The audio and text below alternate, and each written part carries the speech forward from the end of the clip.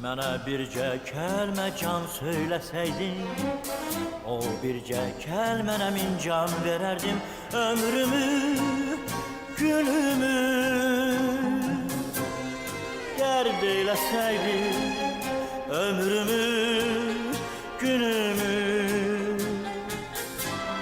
dərman verərdim. Ömrümü, günümü dərd eyləsəydin, ömrümü, günümü dərman verərdim.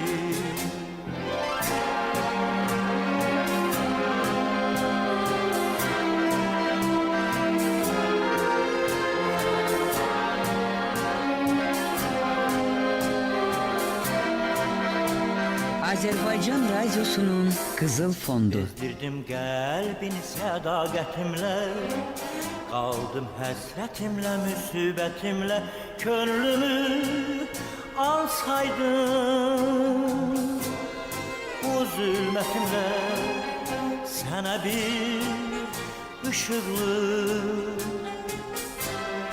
cahan verərdim. Könlümü alsaydın bu zülmətimlə, sənə bir ışıqlı cahan